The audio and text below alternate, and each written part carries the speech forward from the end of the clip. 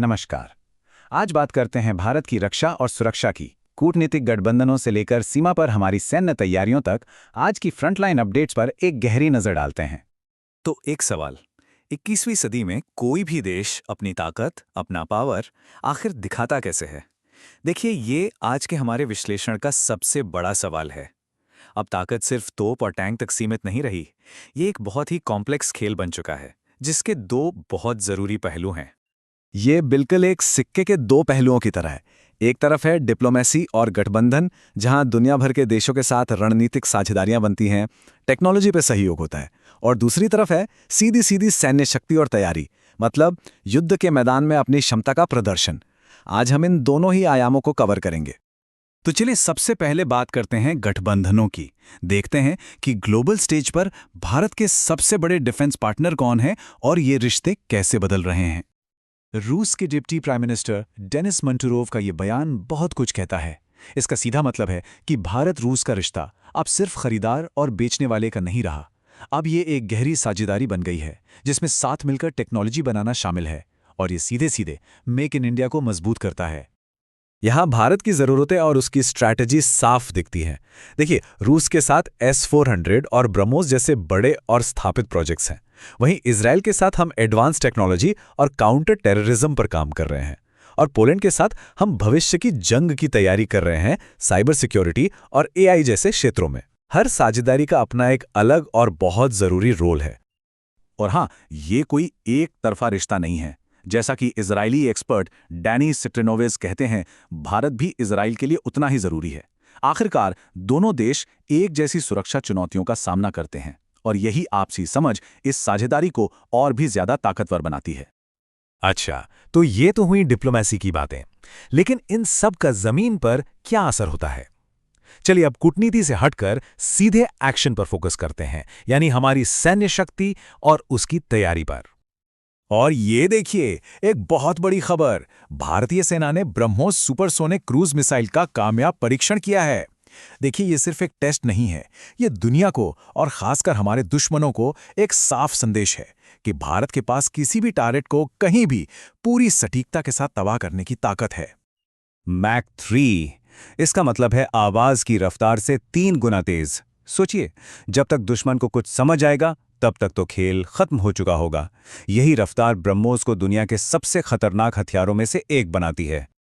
तो क्या चीज ब्रह्मोस को इतना खास बनाती है?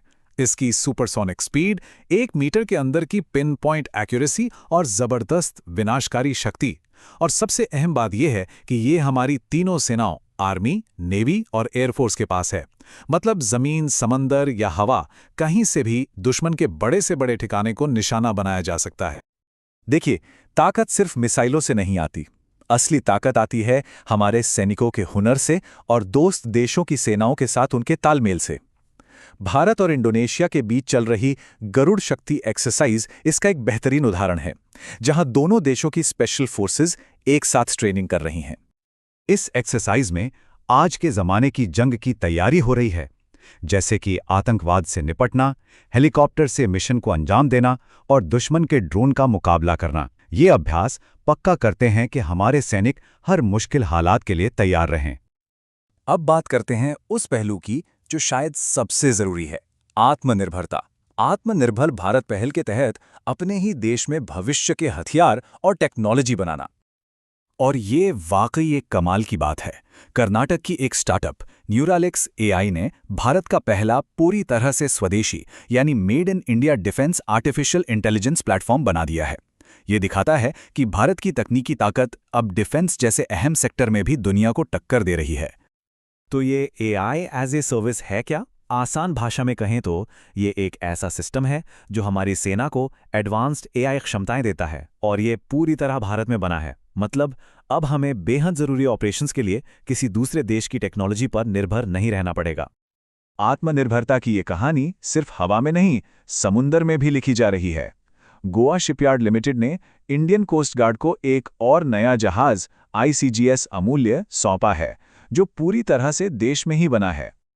ये जहाज 27 नॉट से भी ज्यादा की रफ्तार से चल सकता है और 1550 नॉटिकल मील तक लगातार गश्त कर सकता है। इसका काम है हमारे समुद्री इलाकों पर नजर रखना, तस्करी रोकना और जरूरत पड़ने पर लोगों को बचाना, ये हमारी समुद्री सुरक्षा को और मजबूत करेगा। अब एक बहुत ही संवेदनशील और रणनीतिक मुद्दे पर आते हैं, एक ऐसी चुनौती जिस पर भारत ने बहुत तेजी से और मजबूती से जवाब दिया है। ये जमीनी हकीकत का एक सटीक उदाहरण है। यह है सिलीगुड़ी कॉरिडोर, जिसे चिकन नेक के नाम से भी जाना जाता है। ये वो पतली सी जमीन की पट्टी है जो पूरे नॉर्थ ईस्ट को बाकी भारत से जोड़ती है। आप समझ सकते हैं कि ये हमारे देश के लिए कितना ज्यादा अहम है। और कुछ जगहों पे इसकी चौड़ाई सिर्फ 22 किलोमीटर है। ये इतना संकरा रास्ता है कि ये एक रणनीतिक कमजोरी बन सकता है, एक ऐसी जगह जिस पर हमारे दुश्मनों की नजर हमेशा रहती है। तो सवाल उठता है कि यहाँ अचानक इतनी सैन्य हलचल क्यों बढ़ी?